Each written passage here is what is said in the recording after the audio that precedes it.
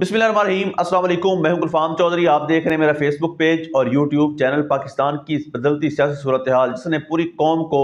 एक तजस्सुस में डाल रखा है और पूरी कौम ये सोच रही है कि आने वाले दिन पाकिस्तान की सियासत में किस तरह के होंगे और आने वाले दिनों में इमरान खान साहब के हवाले से क्या खबरें हैं, इस पर अहम तरीन तजिया दिया है डॉक्टर शहबाज गिल साहब ने। आइए पहले उनको सुनते हैं, फिर उस पर बात करते हैं। सबसे पहली खबर आपके सामने आपारा, इस्लामाबाद और रावलपिंडी से रखेंगे, जहां से अब इत्तलात आ रही हैं कि गालिबन चौधरी निज़ामुद्दीन, जी हां, पाकिस्तानी इस्टेब्लिशमेंट ने अब रिचर्ड ग्रैनल पर इनडायरेक्टली हमला करने की प्लानिंग बनाई है।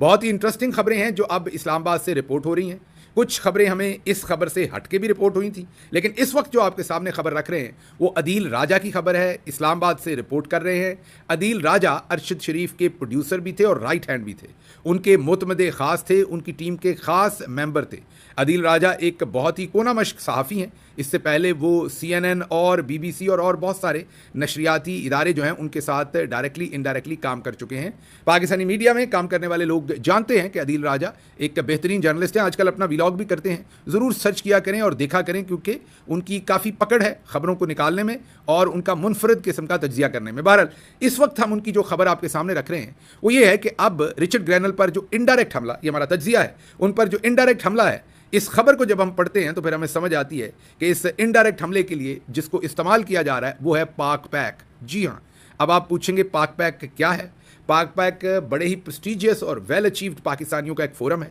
जिसमें डॉक्टर्स हैं, बिजनेसमैन हैं, उन सब ने मिलकर एक फोरम बनाया है जो पाकिस्तानी डायस्पोरा को रिप्रेजेंट करता है, उनके हकूक़ की बात करता है, उनके कंसर्न्स को जो आला अवान हैं अमेरिका के, वो कांग्रेस हो, सेनेट हो, वो वाइट हाउस हो, पॉलिसी मेकिंग के इंस्टीट्यूशंस हो, वहाँ पर रिप्रेजेंट करता है। इसके अंदर बहुत ही बेहतरीन पाकिस्तानी हैं। और अगर आप बैकग्राउंड देखें तो ये जो कांग्रेस के अंदर एक करारदाद आई थी जिसे HR 901, जिसमें 367 वोट्स पड़े थे, याद कीजिए,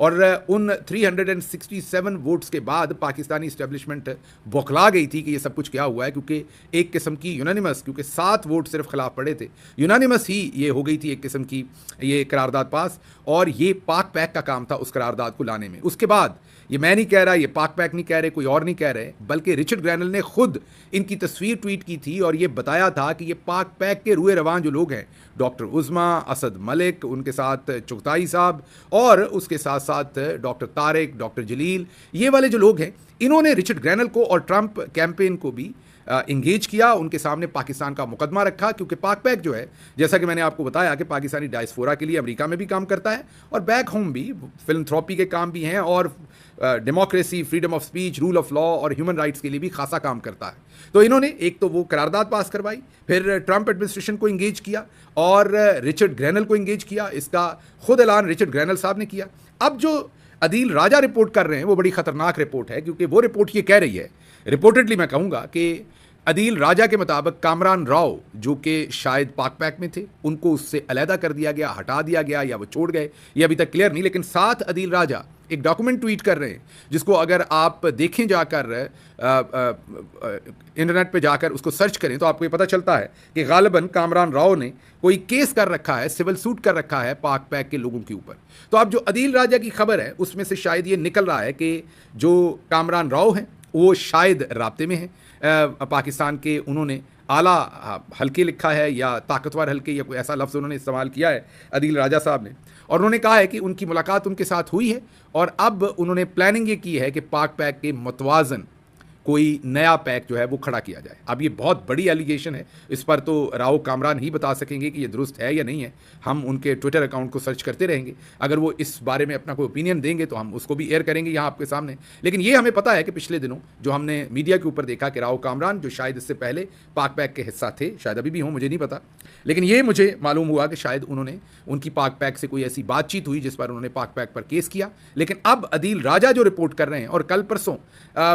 डॉक्टर मुईद ने भी नाम तो किसी का नहीं लिया था, लेकिन वो भी कोई ऐसी ही स्टोरी कर रहे थे, और आज अदील राजा ने भी तकरीबन वही स्टोरी की है कि कोई पाकिस्तान के जो ताकतवर हल्के हैं वहाँ पर कोई मीटिंग हुई है, जिस मीटिंग में अब पाक पैक के मुतवाज़ी एक और पैक खड़ा किया जा रहा है। और मेरे ख्याल में ये सारा गुस्सा जो कुछ रिचर्ड ग्रैनल के ट्वीट्स हैं, जो इम्पैक्ट रिचर्ड ग्रैनल डाल रहे हैं, उसको अब किसी तरीके से हैंडल करने के लिए पाकिस्तानी इस्टेब्लिशमेंट गालिबन पाक पैक को तोड़ना चाहती है, पाक पैक को नुकसान पहुंचाना चाहती है। और उसके लिए अब अदील राजा क्लेम कर रहे हैं रिपोर्टेडली कि नया पाक पैक खड़ा किया जा रहा है, और उसमें वो कह रहे हैं कि पाकिस्तान के सफ़ीर भी और कामरान राव और कोई और ताकतवर लोग हैं जिनकी मीटिंग हुई है। अब ये एग्जैक्टली नहीं पता ये मीटिंग कहाँ हुई है। हम अदील राजा से बात करने की कोशिश करेंगे, फर्दर इन्फॉर्मेशन लेने की कोशिश करेंगे। एट द सेम टाइम उम्मीद करेंगे कि अदील राजा के इस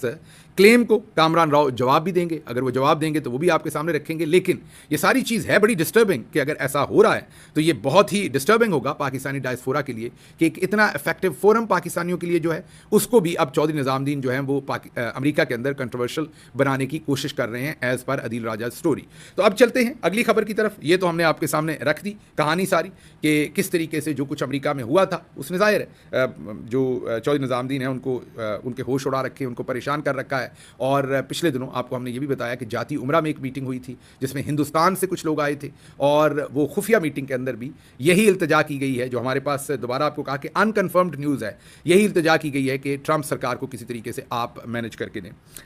अगली खबर आपके सामने मरी से रखते हैं, जीपीओ चौक से, जहां पर पूरी रात, तकरीबन पूरी रात का मतलब है कि रात 11 साढ़े 11 से लेकर सुबह के 3-4 बजे तक वहां पर पुलिस और नौजवानों का जो है वो एक दूसरे के साथ मुकाबला होता रहा है। नौजवान तो निहत्ते ही थे, पुलिस ज़ाहिर है लाठी बरदार थी और आंसू गैस और दूसरी चीज़ें। अब वो जीपीओ चौक पर आपको पता है कि 14 अगस्त हो या वहाँ पर न्यू ईयर हो तो बहुत सारे मनचले नौजवान जो हैं वो इकट्ठे हो जाते हैं, और उन्होंने जैसे ही नौजवान इकट्ठे हुए तो उनकी ज़ुबान पर एक ही नाम होता है। जहाँ भी पाकिस्तानी ज़्यादा तादाद में इकट्ठे होते हैं तो आजकल एक ही नाम लेते हैं, और वो है कैदी नंबर 804। तो वहाँ पर इमरान खान के नारे भी लगे और कैदी नंबर 804 के नारे भी लगे, और पुलिस को जैसा कि कहा गया था कि यहाँ नारे नहीं लगने देने, पुलिस उनके ऊपर झपटी लाठी लेकर, और जब पुलिस लाठी चार्ज करती थी तो ये जो नौजवान थे ये थोड़ा पीछे हो जाते थे, थोड़ा भागकर अपनी जान बचा लेते थे। जैसे ही पुलिस थमती थी ये फिर आकर जीपीओ चौक पर इमरान खान जिंदाबाद के नारे लगाते थे। तो ये सारी रात कल काम चलता रहा। हालांकि हमने आपको पहले बताया था कि पुलिस की पूरे पंजाब के अंदर खुसूसन और इस्लामाबाद में ड्यूटी लगी थी कि न्यू ईयर के ये सारी जो सेलिब्रेशंस होंगी इसमें कैदी नंबर 804 के नारे या इमरान खान के नारे कहीं ना लग पाएँ। लेकिन उसके बावजूद हम जीपीओ चौक से जो आपको वीडियोज़ आपके सामने रख रहे हैं या सोशल मीडिया पर पड़ी हैं, वो सारी रात यही सब कुछ चलता रहा। अगली खबर जो है वो बहुत ही इंटरेस्टिंग खबर है, और वो खबर है मुशाहिद हुसैन सैयद साहब ने एक इंकशाफ किया है। उन्होंने इंकशाफ किया है कि पिछली मिलिट्री हाई कमान जो थी, जनरल बाजवा की तरफ इशारा कर रहे हैं वो, उन्होंने ये ऑफ़र की थी, अमेरिका को ही ऑफ़र की होगी जो उनकी खबर से लगता है, कि इसराइल को तस्लीम कर लेते हैं और हम अपना मिसाइल प्रोग्राम जो है उस पर भी समझौता कर लेते हैं, उसकी रेंज कम कर देते हैं, और आप जो है बदले में हमें थोड़ा सा कंफर्टेबल कर दें। कंफर्टेबल में आप एक्सटेंशन ही मांगते ज़्यादा से ज़्यादा, और दूसरा आप ये मांगते हैं कि जो आप डिक्टेटरशिप कर रहे होते हैं, ह्यूमन राइट्स को वायलेट कर रहे होते हैं, जो आप तबाही मचा रहे होते हैं, उस पर अमेरिका जो है वो आपकी तरफ देखने की बजाय दूसरी तरफ देखे और आपके बारे में कोई बयान ना दे। अब जब हम तमाम तज्जिया ही दे सकते हैं इसके ऊपर, जो हमारा तज्जिया बनता है जब मुशाहिद हुसैन सैयद साहब की बात को देखते हैं, फिर हामिद मीर साहब का जो स्टेटमेंट है कि जनरल बाजवा चाहते थे कि इसराइल को तस्लीम कर लिया जाए, नसीम ज़हरा साहबा की भी कुछ स्टेटमेंट्स हैं हिंदुस्तान और पाकिस्तान की जंग, असला और जनरल बाजवा के बारे में, और फिर जो तमाम चीज़ें आप इकट्ठी करते हैं तो आपको समझ आती है कि जनरल बाजवा अपनी कुर्सी के लिए पाकिस्तान का हर किस्म का स्ट्रेटेजिक मुफाद जो है वो बेचने को तैयार थे। तो अब मुशाहिद हुसैन सैयद ने ये जो रिवील किया है कि जनरल बाजवा ने पाकिस्तान का जो मिसाइल प्रोग्राम है उस पर भी सौदा किया। जी बिल्कुल, जिस तरह से आपने सुना डॉक्टर शहबाज गिल साहब ने इस पर डिटेल से बताया कि इस वक्त पाकिस्तान तहरीक इंसाफ के हवाले से क्या अपडेट्स हैं, इमरान खान साहब के केसेस के हवाले से क्या अपडेट्स हैं, और पाकिस्तान की सियासी सूरत हाल में सियासी जमातों का क्या किरदार है, कौन कहाँ पर खड़ा है। और ये सुनने के बाद यकीनी तौर पर जो पाकिस्तान का सियासी सिनेरियो है वो वाज़ेह हो जाता है, और लगता ये है कि आने वाले दिन पाकिस्तान की सियासत में बड़े अहम तरीन साबित होने जा रहे हैं, और आने वाले दिनों में बहुत बड़ी तब्दीलियाँ मुतवक्के हैं। अल्लाह पाक वतन अजीज़ का हामी और नासिर हो। पाकिस्तान जिंदाबाद।